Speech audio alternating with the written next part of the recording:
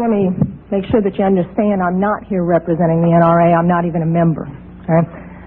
Secondly, I'd like to say that in your opening statements, you commented specifically on my testimony, saying that basically it had nothing to do with this issue. And I had to chuckle because then I noticed you had Mr. Brady up here, who was hit not with an assault weapon but with a .22 caliber revolver. So getting beyond that, I didn't grow up in a house with guns.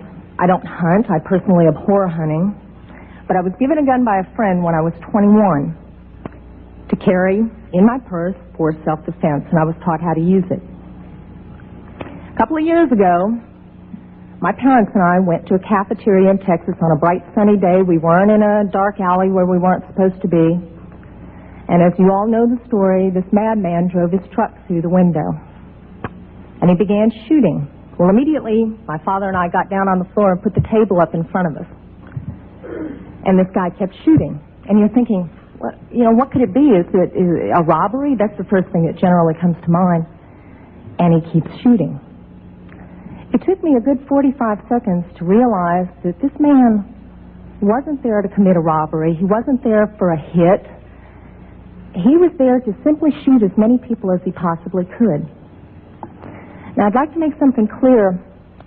I hear all this talk about how many bullets can go in a clip. I've been there. I can tell you it doesn't matter. It takes 1 second to switch out a clip.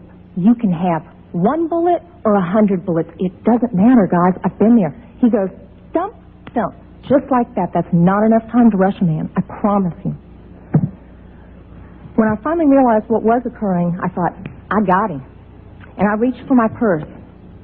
He was maybe 12 feet away. You know, is it possible my gun could have jammed? Sure. Is it possible I could have missed? Sure. But I can tell you I've hit much smaller targets at much greater distances.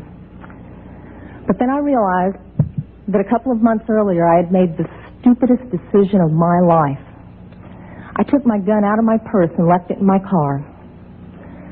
Because as you well know, in the state of Texas, it's sometimes a felony offense to carry a gun in your purse.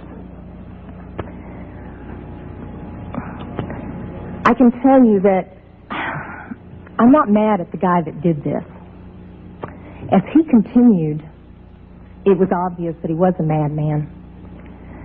My father, at that point, said, I've got to do something. I've got to do something. He's going to kill everybody in here. And he rushed the man. No way. This guy turned, shot him in the chest. He went down, was obviously mortally wounded. For whatever reason, that made the man change directions and go off to my left. Shortly thereafter, someone at the back of the restaurant broke out a window. When I saw what looked like an opportunity to escape, I turned around and I grabbed my mother by the shirt and I said, come on, we've got to run, we've got to get out of here. And then my feet grew wings and I was out the back window. As soon as I got out, I realized that my mother had not followed me out. And as I learned from the police officers, she had crawled over to where my father was and cradled him until the guy got back around to her, put the gun to her head. She looked up at him, put her head down, and he pulled the trigger. My parents had just had their 47th wedding anniversary. She wasn't going anywhere. As I mentioned, I'm not really mad at the guy that did this. And I'm certainly not mad at the guns that did this. They didn't walk in there by themselves and pull their own triggers.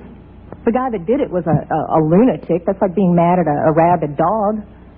I'm mad at my legislators for legislating me out of the right to protect myself and my family. I would much rather be sitting in jail with a felony offense on my head and have my parents alive. As far as these so-called assault weapons, you say that they don't have any defense use.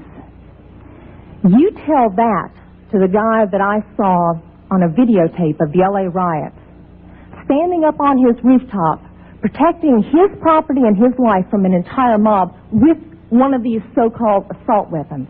Tell me that he didn't have a legitimate self-defense use. Just one final statement. I've been sitting here getting more and more fed up with all of this talk about these pieces of machinery having no legitimate sporting purpose, no legitimate hunting purpose, people, that is not the point of the Second Amendment. The Second Amendment is not about duck hunting.